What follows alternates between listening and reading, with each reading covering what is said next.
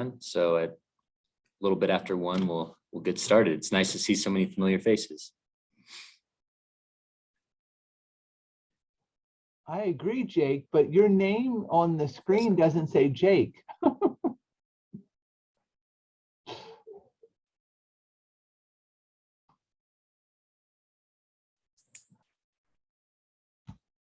But we know who you are.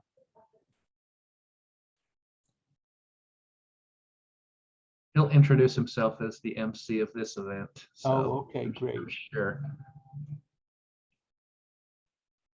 We have mitigated our first technical difficulty already. We now can hear. We were muted on our end. Hopefully you can hear us. Wow, we're up to 110 people. I hope we have more than that. We have quite a few gift cards to give out today. Wow. 200. We had over 200 pre-registers, so That's great. not bad. And Dr. Giardino, Aaron's planning on clicking through your slides, just so we're Okay, great. Yeah, I'll just say next or next slide. perfect.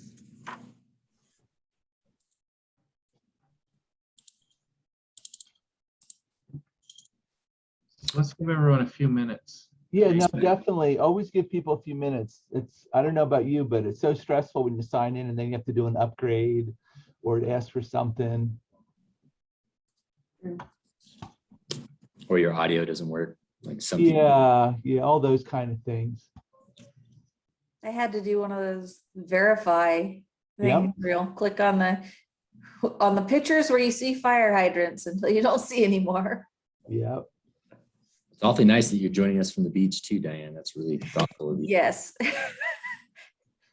With my heating pad over my neck and shoulders because I went axe throwing with the group from nephrology last night. That sounds pretty fun. Yeah, it was fun. I can't say I did very well. I did stick them a couple of times, but most of the time they just kind of hit and bounced off. Just so you guys know, this background will be available for purchase at the end of this. So any donation will go towards the next gift card. So That's great. You know, it's our how do we get membership to the Cool Kids Club? it's our NFT. So if anyone copies it, you are in violation of our NFT. Who built this background, Jake? Yeah, I have no idea. I think Brent Mail Services did. Okay, good. That's great. We just commandeered it. They know we're gonna profit from it. Mhm. Fine. All right, we'll give a couple more minutes here. Are you able to hear me okay? Yes. We can. Perfect, thank you. Although I'm not sure who that was that said that. I'm Zaina, I'm on the triage team. Nice to see you, Zaina. Just as a reminder, Jane will be giving us our opening number on her violin. We're really excited about that. Thank you, Jane, for volunteering that. Very funny. You didn't check with me first. If only you had checked with me first. Yeah, it sounds like a yes for next event. All right. I want to hear the mandolin. Is a mandolin behind you, or what are the instruments? Yes, it's an octave mandolin and a guitar. So very, very observant. And do you play all of those? Yes, but not today. Jake, Yeah. I like your idea. We'll Future tee it up for talent. next time. Tee it up for next time. All right, Jake, let's go. Okay, well, thank you all for joining us. Just going to change my view now. Thank you all for joining us. This is our first pediatric staff grand rounds in over 2 years. We're really excited to have it. Thank you, Mike, for encouraging us to get going on this. I want to give a shout out before we start to the staff grand rounds committee led by Erin Shoemaker. She's done a phenomenal job. And on the back end, that's Jenny Walker, who has been really important for us to get this all sorted out. So we'll open by having a message from Dr. Giardino on transformation of care. That will be followed by Sheila Sconiers, and she'll give us an OEO update. And most importantly, we will finish our meeting with some raffles. There will be a full disclaimer, you must be present to win. Mary Lee is on the back end watching the chat. So you must acknowledge within 10 seconds that you've won, otherwise you are forfeiting your prize. We'll have 5 Smith gift cards of $25, 2 $50 Walmart cards, 2 $50 Target cards, and a $100 grand prize.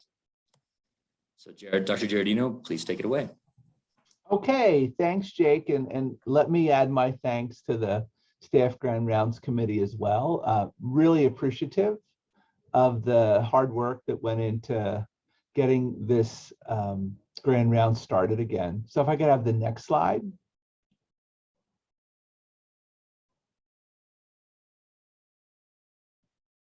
Okay, so I wanted to just talk a little bit about transforming or some of the models or frameworks that we're using kind of in thinking about our mission to deliver great care, to train the next generation, and to discover new knowledge.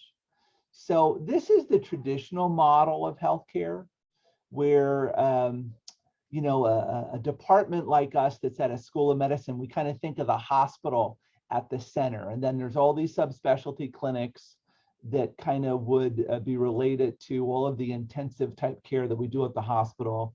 And then of course, the community is in that next circle. And in this kind of world, there's a lot of focus on the hospital because that's where a lot of the more complicated or intense work, that's where a lot of the revenue comes from. The patient and the family have to take a lot of responsibility to navigate between all these clinics and the community people that they see. There's not a whole lot of partnership going on between the community and the health system. Frequently, this is a fee-for-service system. So essentially, the more volume you see, the more money you make. And then the care is really kind of not seen as continuous. It's kind of just these episodes. So if I can have the next, click it once. And this is what our vision is. This is where we want to go. We want to put the patient and the family, so obviously the child and adolescent, and the family in the center. And then we would array all those venues of care around them. So obviously we still have the hospital, and sometimes patients need to be seen in the hospital. We have an emergency department, and then there's all of our ambulatory clinics. We have relationships with home care.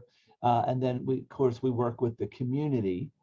So in this model, which is what we're aspiring to, truly the patient and family are at the center. And there's a lot of focus on the kind of the treatment plan and all the different episodes that somebody would need to implement that treatment plan. And the hospital isn't like the big focus. A lot of times it's the outpatient because folks see a number of different specialists. A lot of times there's specific programs around like a specific condition or organ system. The system really tries to adapt to what the family needs. And it's very much a team-based integrated care model where there's a lot of folks, not just the physician, who are involved in the care. We're of course interested in getting more towards a value-based reimbursement in this model. So the kind of the key thing there is you want to get more dollars in the door because you're doing better care, not because you're seeing more people. And there's a nuance there, right? Because with care management, we might not actually see the patient sometimes. We can do some stuff on the phone or through telemedicine. And then there's a lot of transparency. So that's kind of our big picture. We're really trying to go from that hospital-centric school of medicine focus to patient and family the focus, and then we do services all around them.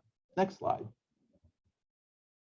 So continuing on this vision, a better pathway is this notion of the triple aim. And you've probably heard a lot about the triple aim. It really came about in the early 2000s. And essentially what you're trying to do with the triple aim is deliver high quality care, deliver a really good patient experience, and then you're trying to do the highest quality for the lowest cost, and that's called value. That's defined as value. And so then the patient kind of navigates through that. The really intriguing part of the triple aim is that there's this focus on quality, balancing the resources so you have value, and then the patient experience. And if many of you were here for a while, you know that Dr. Betts, Dr. Loris Betts, he was our CEO of University Health and the dean of the medical school, he kind of said, he issued a challenge, I think it was in maybe 2011. He said, it's not a great patient experience unless the patient says it was. So I just want to just be really clear. This is a model that kind of goes hand in glove with that previous diagram I showed you, where the way that you put the family and the patient at the center is trying to do the best care, making sure the experience is great, and then of course being a good steward of the dollars that we have. So if you just click it once, so the triple aim is being replaced with the quadruple aim. So the quadruple aim as the experience of the clinician, right? So in the best of all possible worlds, you would really be putting the patient and family at the center. You do great quality care, you really do it for a reasonable cost, and you'd have a good experience. But what a lot of folks really thought through was, hey, wait a minute, there's a whole team of people that are delivering that great care and generating that patient experience. So we've got to worry a little bit about them. So if you click it once, we definitely want to do this quadruple aim based on a foundation of health equity, right? So we want to treat everybody fairly. We want to address any health inequities. We want our team to be diverse. We want our workforce to be inclusive. If you just click it once more. And I think it's important to focus not only on the clinicians, but also the whole team, because the clinicians, and you all know who the clinicians are. They're the physicians, the nurse practitioners, the nurses, the dietitians, the genetic counselors, the therapists, the social workers, it goes from there. The clinicians can only do a great job if they have a team around them. And many of you on this call are either part of the clinician group or you're the team that supports those clinicians. And I just want to be really clear that in this kind of next generation of all that we're doing, the health and well-being of the team is really important, because we won't be able to deliver on that triple aim if we don't do the quadruple aim, and the quadruple aim has you in that, and you're part of that missing aim, that little red wedge that's flying in there. Next slide. Okay, so now I want to get a little bit more social science. So if I've interacted with many of you, and I'm not a basic science researcher, but I'm more of like a qualitative researcher. So I like to do studies where you interview people and you figure out what sense they're making of the world that they're living in, and then you try to use that in a really rigorous way to make things better. So I have become really enamored with this thing called the Johari window. And if you haven't heard me talk about the Johari window, the first thing is that Johari stands for Joseph and Harry. So this is Joe and Harry developed this. And for me, it's really a really helpful 2x2 table. So let me walk you through it. So if you look at the upper left-hand box, it says open in there. And that's information and things where you know the information and the person that you're talking to knows the information. So that's a really nice open conversation, and you're talking about something that everybody knows a lot about. And then right below that, there's stuff that you know, but the person that you're talking to doesn't know. So that's kind of hidden to them. So you're actually in an educational mode there, right? Because you know something and you're talking to someone who doesn't know about it. And now you get to be like the educator. You get to be the trainer. You get to be the source of information. So a lot of times in the clinical setting, the clinician's in that role, right, with the family. Not all the time, though, because sometimes the family knows more about their own child's care than the clinician. So then you get to that blue box where it says blind. That's where you don't know something, but the person you're talking to does know it. So sometimes that's an area where you get to be the learner because you're talking to someone who can teach you something.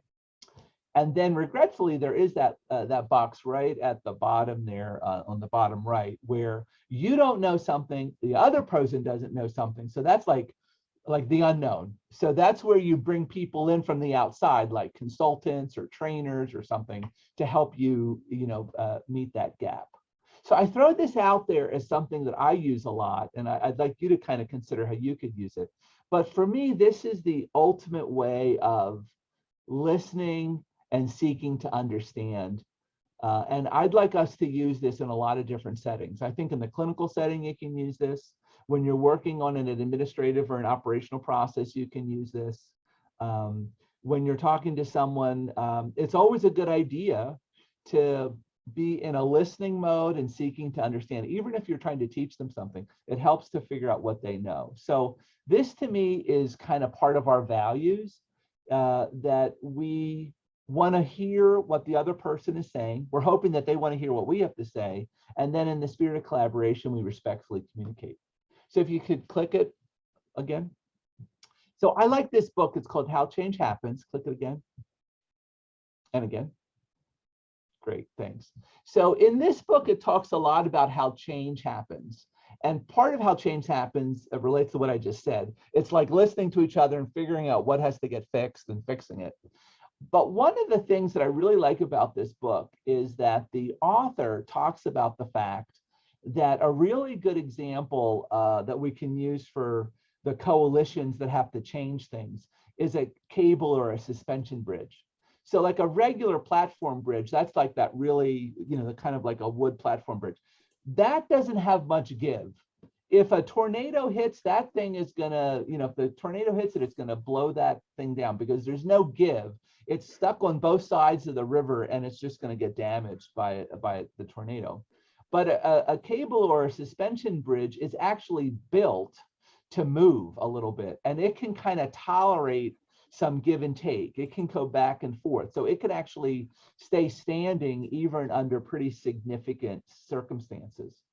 So for me, in this very complicated healthcare world, where there's a lot of stakeholders, there's a lot of groups that have different opinions about things, and people have different views about how something should get solved or addressed.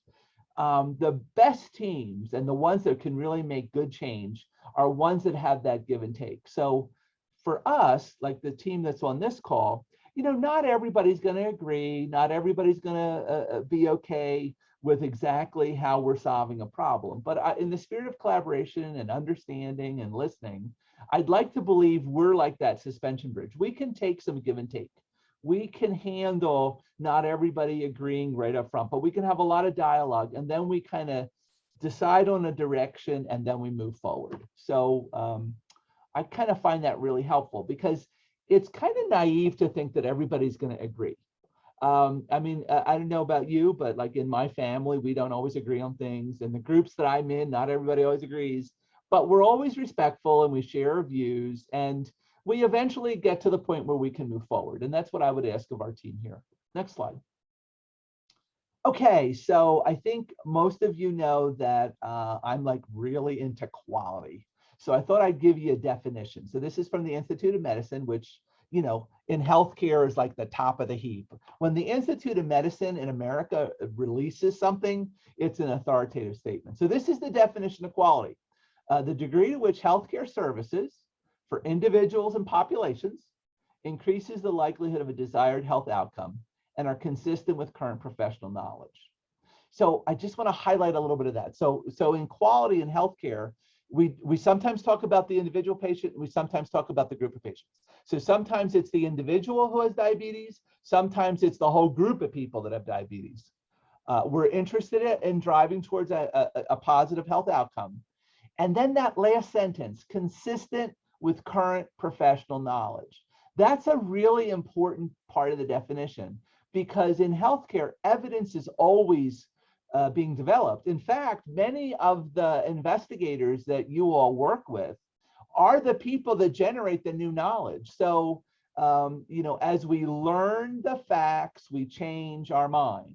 So sometimes things change because the current professional knowledge gets more refined or more robust so that we understand something in a deeper way. So please don't get upset when stuff changes, because if it doesn't change, then we're not like listening to the evidence, and the evidence is always changing in a good way, because it's always better to do what works. And as you learn more, you should change things. So that's the perspective we're using. Next slide. So how do we achieve these breakthrough results. So I want to thank Dr. Diane Lowe. She's the director of UPIC, which UPIC stands for Utah Pediatric Partnership to Improve Healthcare Quality. It's a really wonderful collaboration that Dr. Liu and her team work collaboratively with the Utah chapter of the AAP and Intermountain Healthcare and U Health. And we really do kind of have a great system under Diane's leadership. So the model for improvement is up there in the upper left-hand side. So we have to figure out what we want to do, which is usually make care better for families. We have to decide what change would be an improvement. And then we have to figure out how we would know that change resulted in improvement. So we have to measure things. So that's the official model for improvement. And then in the middle are these small tests of change, these PDSA cycles. That people get together, they think of a good idea, they try it. If it works, they hardwire that, then they go up to the next change. And then over time, we do all these small tests of change and we get better and better and better. And then we hardwire that. And then eventually we figure out what the best practice is. And then we disseminate that from clinic to clinic, work group to work group, team to team. So it's this notion of kind of sequential building of knowledge. So you'll be hearing a lot about PDSA cycles, because as we start to emerge from the fog of the pandemic and all of the disruption, there's a number of care processes that I think we want to get better and better and better at. And we want to deliver really high quality care that generates a great patient experience, that balances the resources we have so it's high value. And then, of course, we want the team to be doing well also. But this is the model that we're going to use, is this a model for improvement. Next slide. So I just want to close with my view on wellness and resilience, because in addition to doing all that really cool stuff, to really achieve that, that quadruple aim, we've got to have a view of how to make sure that the team is doing well. And I like this Stanford physician wellness model. So if you just click it once. So I want to be politically correct. So I think it's the Stanford team wellness model, because we got to focus on wellness and resilience for the physicians as well as everybody else that's on the team. So let me just walk you through the pieces to this. So at the center is professional fulfillment, or overall wellness, right? So that's kind of what we're trying to do. At work, we're trying to make sure that everybody that comes here to work feels like they get to do a good job, they get to lean into the mission, and at the end of the day, they really kind of achieve something. So at the bottom of there in that gray is personal resilience. So everybody has something that kind of makes them feel connected and solid and healthy. So whatever that is, you should just figure that out and do. So like I've shared with people, I like to cook. So on the weekends, I'm always experimenting. I like run little chopped episodes in my house. So like I get a couple agreements and I figure out something, and then my wife tries to figure out if she can figure out what's in it. So that's kind of how we stay connected. We go for long walks. We live close to City Creek Canyon, and I still cannot believe that I can walk from downtown into the wilderness in 5 minutes. That's why I love Utah. So that's personal resilience. So you all probably have different things. Some of you might like yoga. Some might like running, mountain biking. I mean, around here in Utah, like everybody's into everything. So, but find out whatever it is. Then that other piece on the right-hand side is efficiency of practice. This is a professional environment. So efficiency of practice really gets to the fact that whatever your job is, you should feel like the company or the organization you work for gives you the tools to make it work. It's designed well. So like in the clinic, if people are seeing complicated patients, there should be folks around the team that help us achieve what that family needs. If there's a school note that needs to be written, like somebody should know how to do that. And it shouldn't be like the first time in our lives that we've ever written a school note to let the kid back into class. So everything should work well. For folks that do intake, we want everybody to have the information that they need so that they can appropriately register the patient. For the schedulers, we want them to have the information so that they can get back to the folks and get the thing scheduled. For the MAs, like whatever tools they need to get the vital signs, like they shouldn't be running around all morning trying to find things. It should just be in the room. So that's why we're really paying a lot of attention to the really designing education, research, and clinical enterprise in a way that's ideal, because everybody that works in those areas wants to show up and do a good job and not feel like, why don't they fix this? So we're going to focus a lot on that. We'll use that quality improvement model to do that. And then the last part of the model is on the left-hand side, that's the culture of wellness. We want a department that's a really great place to work. We want a department where people feel like they're valued, they're recognized for hard work. The place is set up so that you feel like you can grow your career here. You like the people you work with, people are honest. You feel like everybody's kind of being upfront and straightforward. So culture of wellness, I think for us, will be a process. We've got to define that a little bit more so that everybody knows. But I'll just give you one example. One of the ways I feel like I'm trying to contribute to the culture of wellness is that I really try not to send emails to the team on the weekend, because you know, we live in a hierarchical system. So if I send an email to somebody at 2 p.m. on Saturday, and they see it, they are probably going to feel like they should read it. And then they're going to feel like they should answer it. And then since I am the chair, I'm sure they're going to probably say, better proofread it, because I definitely want to use the right grammar and correctly spell everything. So I now have just taken 20 or 30 minutes from somebody's Saturday. And what I should have done, unless it's an emergency, now if it's an emergency, you know, whatever. But if it's just because I'm cleaning out my inbox, I should just discipline myself and send the email Monday morning when everybody's at work, and then they can answer it. So hopefully most of the people on this call can attest to the fact that I don't send emails on the weekend. Now, I get a lot of emails on the weekend, but I frequently don't answer them unless it's an emergency. So I just throw that out there as a small example to say, that's what I want to get to. Like, what do we as a team feel would define a culture of wellness? And, you know, we could talk a lot about that. So I just wanted you to be aware, these are the models. I want to be very transparent. Jane will make these slides available to you, but we're going to come out of this pandemic and really try to make that quadruple aim something real in our department. We're going to do it using quality science. So we're going to use those PDSA cycles, and we're going to do it in a way that we don't chew up the team and then kick them to the side of the road. Like your health, your wellness, your professional fulfillment is important to the leadership team. It's important to me personally. And that's why I wanted to be part of this Grand Rounds, because I want you to know we are going to be the best place to work in Salt Lake City. And that's what I think we all aspire to. So if you could just click the next slide, I'm open to questions, comments, and we'll look and see what's in the chat. Thank you.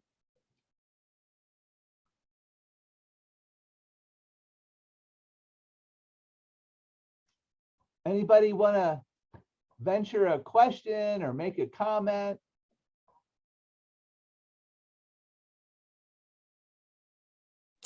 Oh. Inspiring presentation. Our only note is an inspiring presentation by my dean. So I think you're off the hook, Dr. Giardino. Oh, Actually, Dr. Gino, I've got a question. So Yeah. I'm finishing up the Waggle surveys, and I think they're compiling a lot of information. And so in regards to wellness for a lot of our clinicians and support staff, do you feel like that's typically one of the better tools to use to try to understand what they're thinking and feeling, or what are some other tools you think would be beneficial to understand that a little bit better? So Trevor, I think, you know, some of the research, you know, I'm not a researcher, but some of the research I've done has been in surveys. So I think there's no perfect survey. So I think we're really fortunate to have a number of different sources of data. So I think the Waggle is an interesting approach. It's the one our school uses. So because it's been used for a few years, we do have some tracking and trending of data that's available. So I think that's helpful. And I think it's complemented on the faculty side with a SenseMaker survey that we've been doing pretty regularly. And then there is some information from Intermountain Healthcare for the clinicians. So I think taken as a composite, I think we have a sense. So if you have a minute, I'll just tell you what I've kind of taken from all these surveys. On the positive side, folks in our department really tend to like the people they work with. They feel very affirmed and supported. They tend to feel like if there's a safety issue, they can come forward and it gets addressed. And on the negative side, in general, you know, folks don't feel like they have as much autonomy as they'd like in their schedule. And, you know, I think that's probably accurate, right? Because we're a really busy clinical operation. So, you know, we're not like some types of enterprises where you can just kind of have, you know, a lighter schedule when you want and a heavier schedule. It tends to just be busy in our environment. So I think that's probably a really accurate rendering. And one of the things that I've been hearing is that it's been harder and harder for people to feel like they can unplug, particularly since, you know, with a lot of the remote work, folks like live at work, right? Like if you do a lot of work at home, you're actually living at your workplace. So we'll have to figure that out in the coming months, how we can help people when they're at work or doing work, they're fully engaged, but then how can they turn off? Because we need everybody to be able to relax and recharge their batteries. So, you know, to that point, I want everybody to take the vacation time that they're supposed to take. I think it's really important. The reason why you get vacation time is to take it. So let's make sure the person I work for, Dr. Good, who's the CEO of the health system, when he starts to see folks get a little grumpy that work for him, he actually takes out his prescription pad and he writes a vacation prescription. And he says, you know, you probably need to take a break for a couple days. So let's make sure that all of us are making sure that everybody is taking care of themselves. And you might recall in one of those newsletters that I sent out during the pandemic, I kind of asked everybody to make sure that when they look at their job description, that they understand that one of the elements of everybody's job description is for us to check in on each other.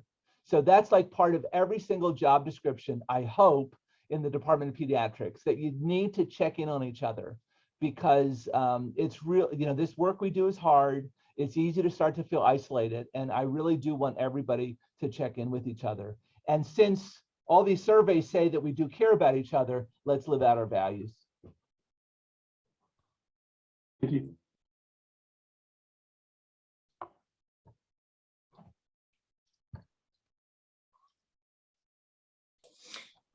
Thank you, Dr. Giardino. I think for the interest of time, let's go ahead and move on to our next speaker.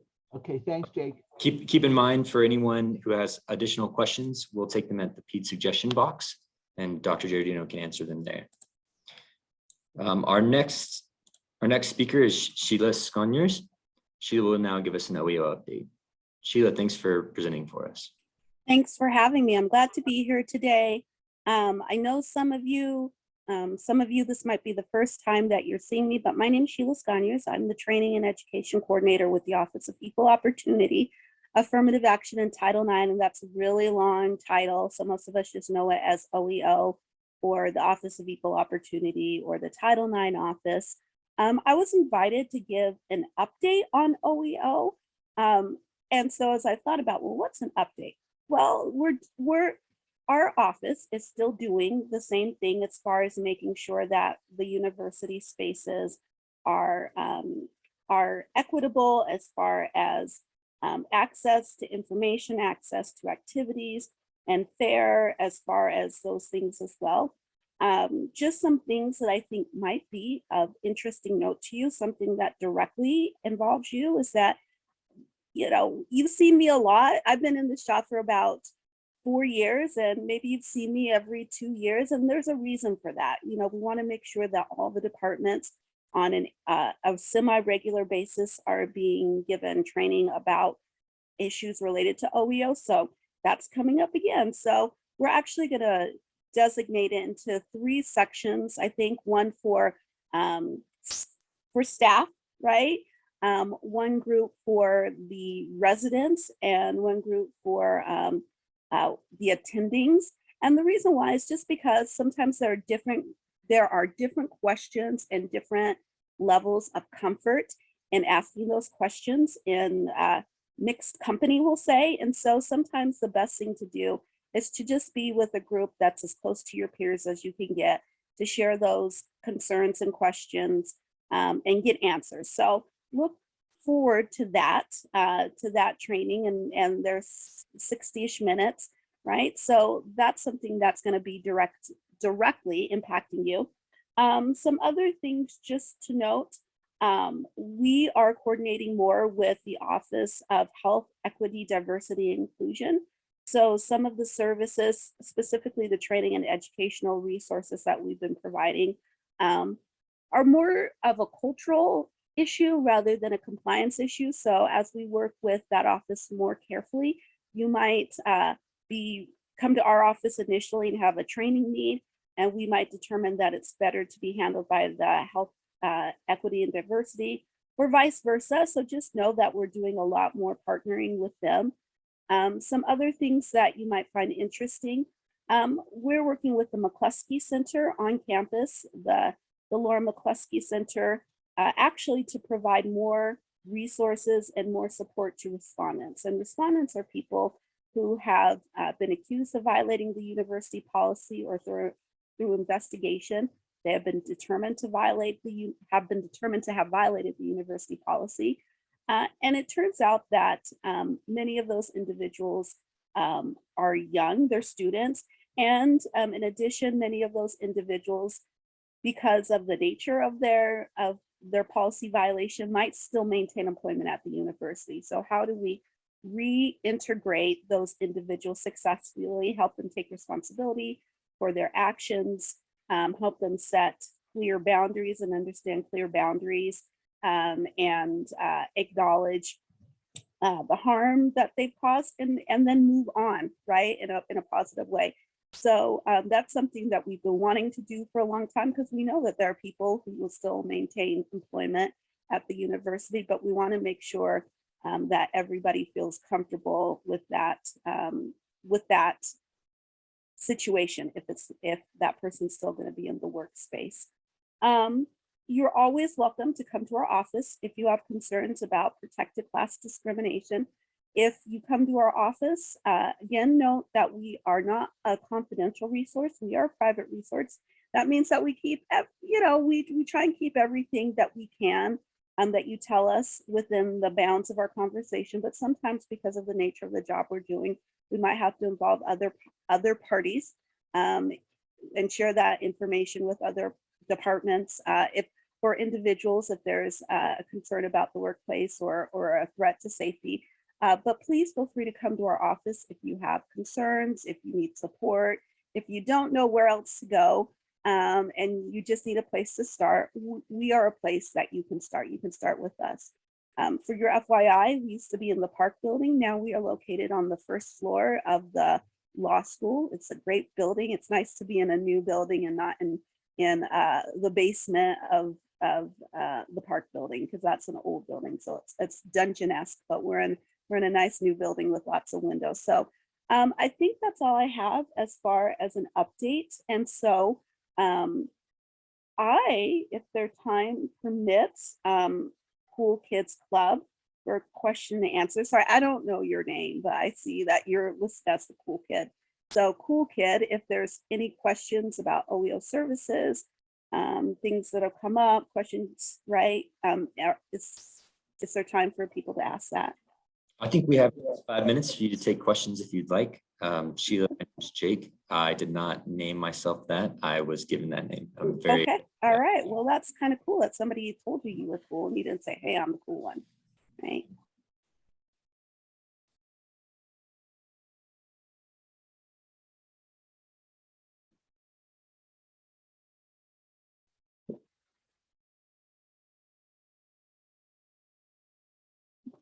Well, okay, we don't have to sit here for 5 minutes in silence unless you want to, and close your eyes and, have a meditative moment. So my information was short, and I hope like I said, if you have a need, if you have a concern, please feel free to reach out to our office. And otherwise, have a great rest of your grand rounds. Welcome back to Grand Rounds. I hope you enjoy it. And my dog hopes you enjoy it too, if you heard that. All right, I'll sign off now. Bye-bye. Sheila, appreciate your time. Bye. Thanks again to Sheila. So we'll start now for all of you who toughed it out. We had how many total people? 350. 350 people on this call. This has been great to have everyone. It's nice to see all these faces. So we're going to go ahead and start today with our first raffle, our first drawing. We have a fishbowl here. Which you can't see. Which you can't see, so I'm going to stop sharing. All right, so we have our fishbowl. There's numbers that correlate with the registration that you did. So our first raffle for $25 at Smith's, here we are, right there, is 153. Who is 153? Okay, 153 is Haley Jensen. Haley Jensen. Is Haley Jensen present? Here, wow, that was quick. Yeah, she wanted that Smith's card. Nice work, Haley. If you contact Aaron's writing a list of everyone's names here, and we will make sure we get a hold of you. And we'll be mailing these to your house, unless you'd like to come meet Aaron at her place. She'd love to have you over and serve you some food. Our next number is 273. It was 273. 273 is This is for another Smith's card. it Hallie Lee? Haley Lee? Halle. Halle. That's me. Can you tell me how to pronounce your name? It's Hallie Lee. Hallie Lee. Nice to meet you. And Hallie, this is You too. card. Very excited to have it. In order to win these, you have to talk 10 minutes about yourself, or at least say where you work in the department, so we all get to know. Yeah, I think that's a great idea. So Haley Oh, Lee, no, where do you that's not work? good for wellness. So no one's on the spot. Okay. And your best dad joke as well. just say where you're from. That's it. You don't need to tell a story about yourself, just where you're from. Okay. I'm a graduate research assistant working on the ECHO study. Nice No. to meet you, Sally. Good to hear that. Thank you for doing that. Our next winner, Smith's card, $25, 18. 18. Okay. Is Zach Benson. Zach Benson. Zach, are you present?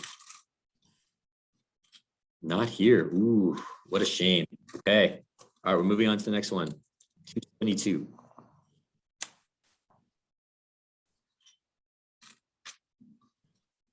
272 is Melissa Olszewski. Melissa, and your last name is a little bit difficult for me. Oh, good. I'm glad you could hear her. Would you introduce yourself, Melissa? Hi, I'm just a medical assistant with the triage. It's a pleasure to have you. Can you pronounce your last name for me? Olszewski. That's exactly what I was going to say. Of course. All right. For our next Smith's gift card, 175. Tiffany's doing a great job. You can see her scrolling through the winners. Lisa Young. Lisa Young. Lisa Young, you are the winner of a Smith's card. Thank you. Oh, wow. She was there immediately. That's exciting. Oh, it's good to see you too. I work in the data coordinating center as the IT director. It's been a while since I've seen you, Lisa. Good to Yeah, see I know. I miss hanging out. Thank you. you. Okay, the next winner is 231, our final Smith's gift card. 231 Jason Genovese. Jason Genovese. Back-to-back Boy, IT directors. Wow. We're all winning them here, but me and Lisa got an in. As you know, we did this on purpose to hopefully get our IT request through quicker. We didn't rig this, right, Jason? We It's didn't. not rigged. But we rigged it to give them the lowest gift cards so that it wouldn't be too obvious. That Our would next be one, we're very up in the tough, ante here. yeah. $50 for Walmart. Okay, 32. Who is our 32?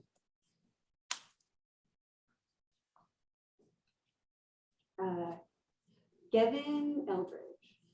Did you hear that? Gavin Eldridge. Is that Gavin? Yeah, it's Kevin. Gavin. Nice. And go Utes. Gavin, where do you work? I'm one of the quality assurance analysts with the Department of Pediatric Scheduling.